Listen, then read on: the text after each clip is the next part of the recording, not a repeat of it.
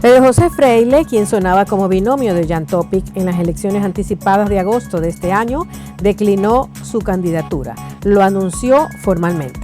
Dijo: como es de conocimiento público, a pesar de tener las condiciones, decidí declinar de la actual contienda presidencial en favor de Jan Topic por considerarlo el candidato más idóneo para ser presidente de la República en circunstancias que su perfil y su experiencia son indispensables para la nación. Agradeció por haberle puesto y propuesto como su fórmula presidencial y acogió el mandato legal de paridad de género para el binomio en señal de respeto a las conquistas en materia de los derechos civiles alcanzados por las mujeres ecuatorianas. El presidente del Ecuador, Guillermo Lasso, mantuvo una llamada telefónica con el secretario de Estados Unidos, Antony Blinken, al que agradeció por el apoyo estadounidense en el canje de deuda para conservar las Islas Galápagos en materia de seguridad. Así lo informó la Cancillería ecuatoriana, cuyo ministro de Relaciones Exteriores y Movilidad Humana, Gustavo Manrique, acompañó a Lasso durante su conversación con Blinken. El pasado 9 de mayo, el gobierno del Ecuador presentó lo que denominó como el mayor canje de deuda por conservación de la historia. En la operación se reconoce la reconversión de deuda. Ecuador canjeó 1.628 millones de dólares de deuda de bonos estatales en un nuevo préstamo de 665 millones. El decreto ley de inversiones enviado por el presidente Guillermo Lasso sigue en manos de la Corte Constitucional.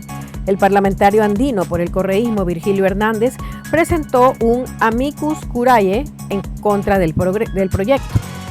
A su criterio, la propuesta es inconstitucional porque no se ha justificado la urgencia económica. Dijo que se pretende abusar de la facultad que tiene el Ejecutivo a propósito de la disolución de la Asamblea Nacional.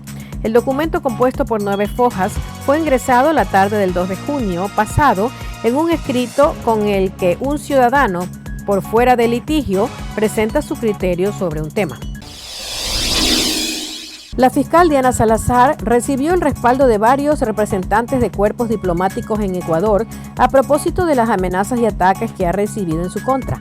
La Embajada de Estados Unidos en Ecuador compartió la fotografía del encuentro publicando un mensaje de rechazo a cualquier violencia o amenaza contra las instituciones y sus representantes.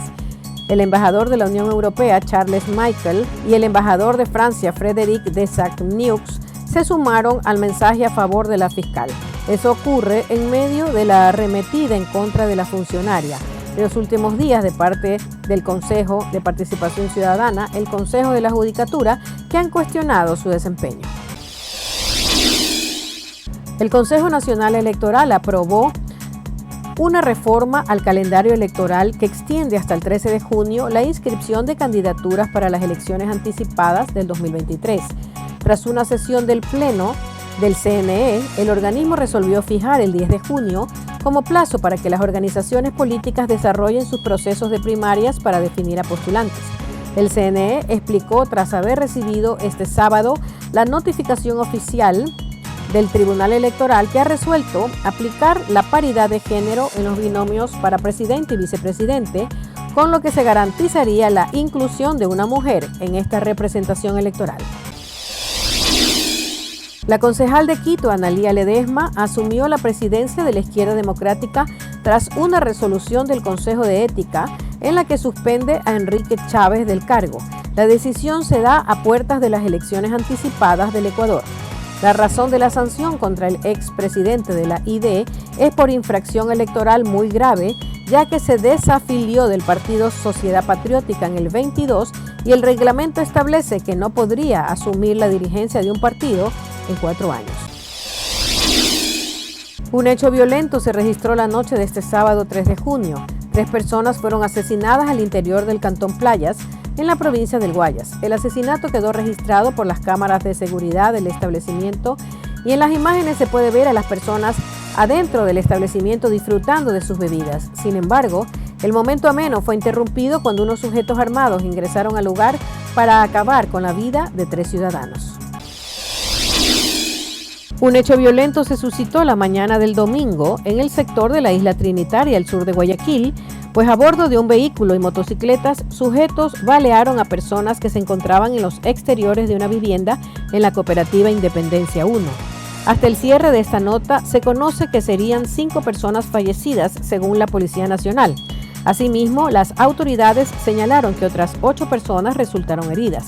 Las víctimas habrían fallecido cuando eran trasladadas a una casa de salud por sus familiares y en ambulancias. Según moradores, los criminales habrían ejecutado las muertes con armas cortas y largas. Fuertes lluvias azotan a diferentes sectores de la provincia de Esmeraldas. Durante la noche del sábado y madrugada del domingo, el clima ocasionó que al menos 12 zonas tuvieran afectaciones. Muisne, Atacames, Río Verde, Quinindé y Esmeraldas fueron los cantones que reportaron inundaciones, deslizamientos de tierra y hasta viviendas destrozadas debido a la corriente de los ríos desbordados. El ECU 911 informó de manera preliminar lo que estaba sucediendo en la provincia verde. Varias instituciones coordinaron varias acciones para que personas sean movilizadas de la zona de riesgo. 5 integrantes de una misma familia fueron asesinados el domingo 4 de junio mientras estaban reunidos en una vivienda del recinto. Según las primeras indagaciones, en una vivienda del recinto La Envidia, perteneciente al cantón Baba, en la provincia de Los Ríos, los sicarios llegaron en 2 camionetas y fueron directamente al interior del domicilio para asesinar a una persona con discapacidad que se encontraba en una silla de ruedas.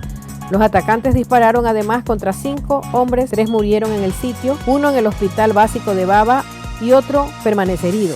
Una de las víctimas relató que hace 15 días su familia había sufrido otro ataque de sicarios en San Juan de Pueblo Viejo. Allí, relató la mujer, murieron 2 personas.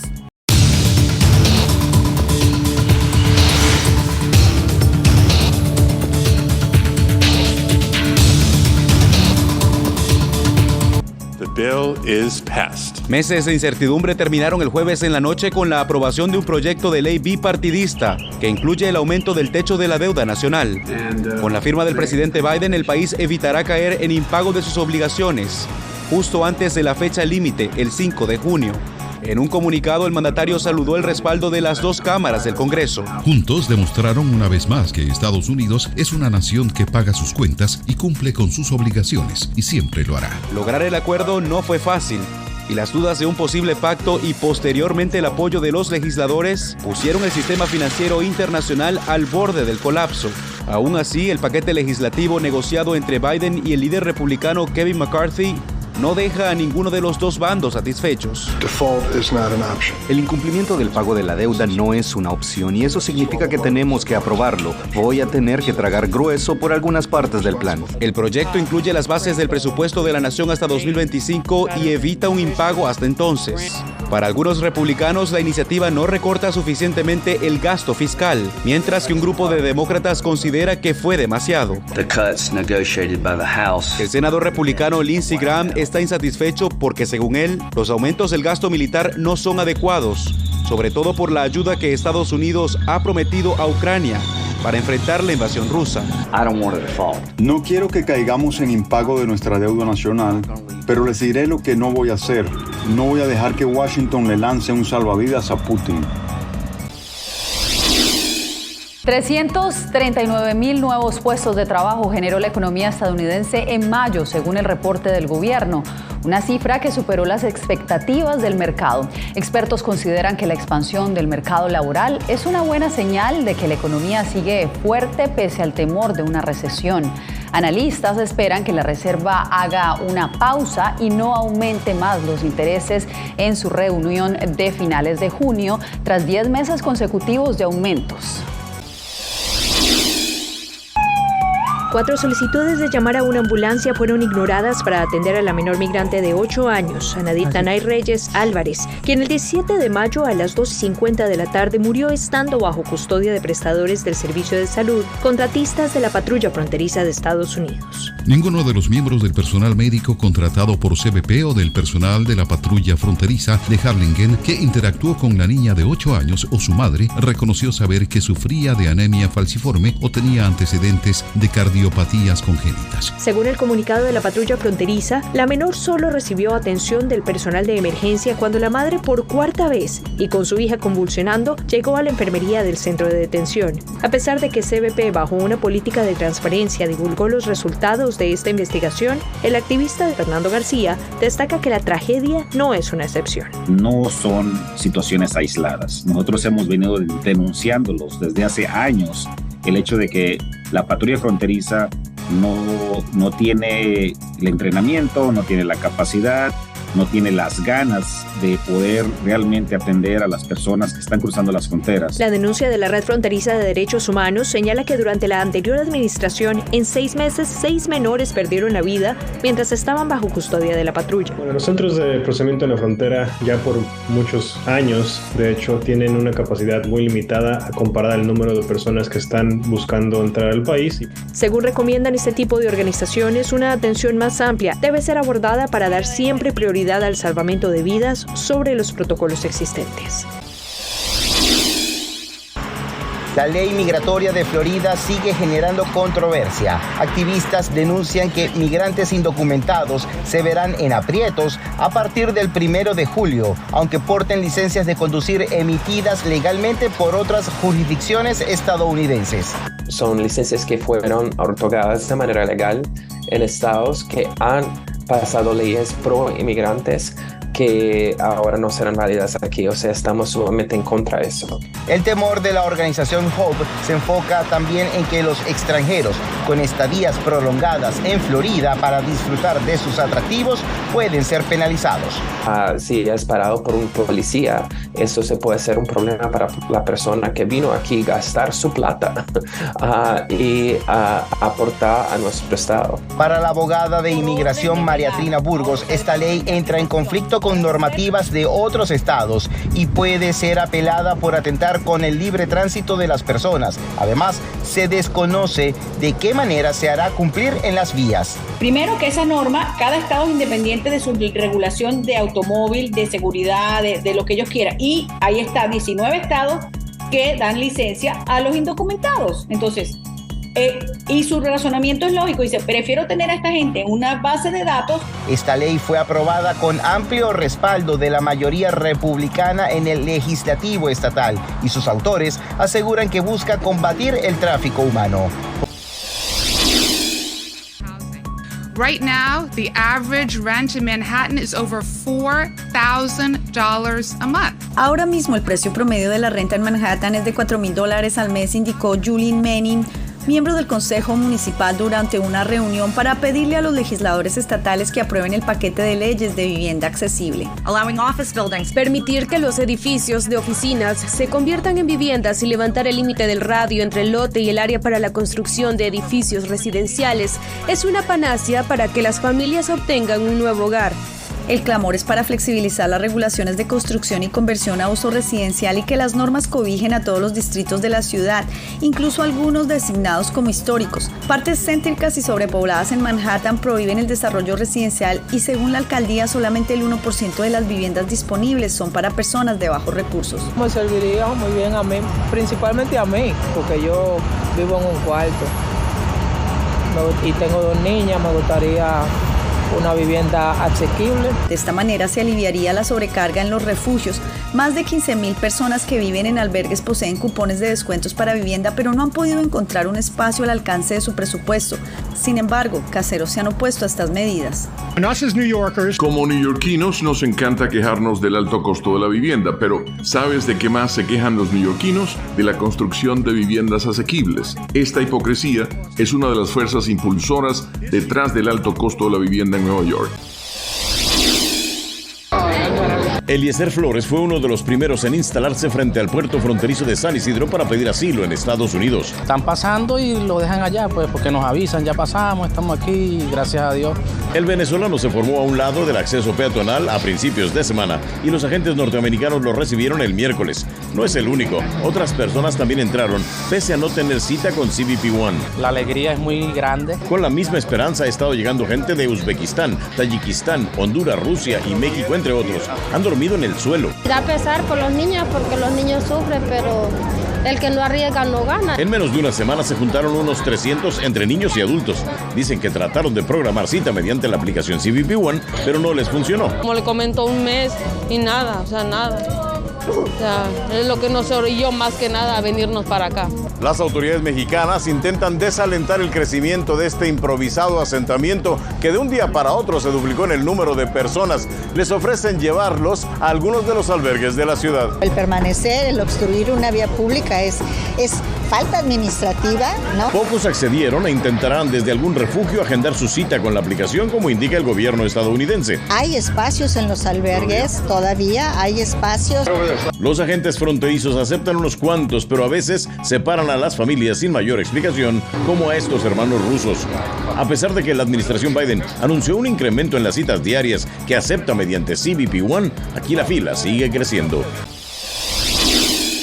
Oficinas están destinadas precisamente a guatemaltecos, pero principalmente a las nacionalidades del CA4. El secretario indicó que, aunque ya existen oficinas en algunos puntos fronterizos como Quetzaltenango y San Marcos, la modalidad ahora es que en estos lugares se ofrezca información y orientación para optar a vías legales. Van a tener acceso para explorar las posibles vías legales para migrar a los Estados Unidos, en los cuales pues pueden acceder a información para optar a programas de reunificación familiar o de visas de trabajo. Para la organización Casa del Migrante, esta iniciativa no es una solución a la migración y no es accesible para todos. ¿Qué pasa con los que no calificarán a este programa, ¿no? Que a nuestra manera de ver serán la mayoría, ¿no? Agrega que esta iniciativa debe ser acompañada de otras que respondan a las causas de la migración, mientras está pendiente definir el procedimiento que sigue después de la cita. El paso a paso es precisamente lo que se va a estar comunicando, porque se está definiendo.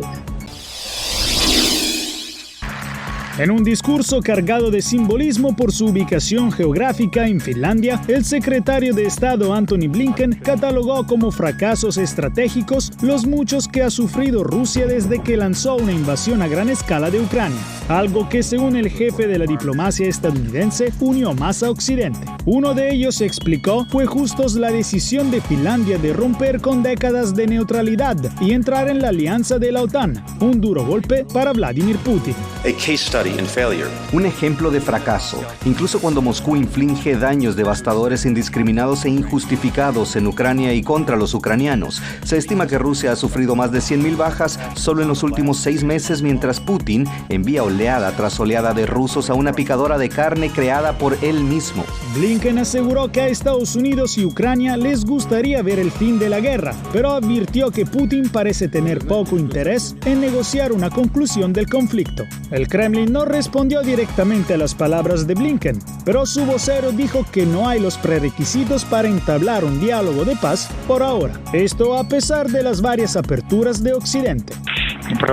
Aunque en esos argumentos no hay voluntad política para que sean tomados en cuenta, para nosotros los objetivos y preocupaciones de nuestro país son una prioridad absoluta. Con estos pronunciamientos, Blinken cerró una semana de gira por Finlandia, Noruega y Suecia, destinada a fortalecer la resolución del apoyo occidental a Ucrania y discutir la admisión de Kiev en la OTAN. Las voces de alerta sobre el regreso del fenómeno climático El Niño al Océano Pacífico han incrementado en las últimas semanas. Ahora mismo hay más de un 90% de posibilidades de que se den las condiciones de El Niño para este otoño o invierno. Durante un episodio de El Niño, la superficie del Océano Pacífico tropical se calienta más de lo habitual, especialmente en el Ecuador y a lo largo de las costas de América del Sur y Central. No estoy seguro de que necesariamente aumente la probabilidad de un verano especialmente caluroso en California, pero sí plantea la posibilidad de un verano más caluroso a nivel mundial. Estos avisos de la comunidad científica llegan solo unos días después de que la Organización Meteorológica Mundial publicara su propia perspectiva. Se espera que se desarrolle un calentamiento de El Niño en los próximos meses y esto se combinará con el cambio climático inducido por el hombre para llevar las temperaturas globales a un territorio desconocido. Hoy declaramos la guerra contra la corrupción. La declaratoria de guerra contra la corrupción llegó en el último año del gobierno de Nayib Bukele. El anuncio estuvo acompañado con la noticia de allanamientos e incautaciones de más de 150 propiedades del expresidente de Arena, Alfredo Cristiani. Todos esos bienes que pasarán a posesión del pueblo salvadoreño. A pesar del anuncio del mandatario, hay sectores del país que cuestionan los alcances de sus anuncios.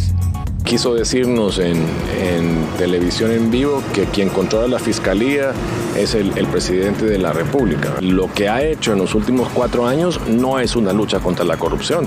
Expulsó prematuramente a las ICIES. Se protege a funcionarios acusados o señalados de corrupción. El presidente también presentó una propuesta para reducir de 84 a 60 el número de diputados que integran el Parlamento salvadoreño, así como bajar de 262 a 44 el número de municipios. Proyectos que llegan a 8 meses de las elecciones generales en el país, señaló la abogada Ruth Eleonora López al ser consultada por La Voz de América. Nuevamente es la concentración del poder. Aún así, las encuestas de opinión siguen mostrando un gran respaldo popular a la gestión del presidente Bukele. Las autoridades hallaron 45 bolsas con restos humanos en un mirador a las afueras de Guadalajara, entre ellos cuerpos de hombres y mujeres. Se cree que entre los cuerpos se podrían encontrar a 7 jóvenes que habían sido reportados como desaparecidos la semana pasada. En México hay más de 110,000 personas desaparecidas y Jalisco es el estado con el número más alto, con 15,000, según datos del gobierno federal.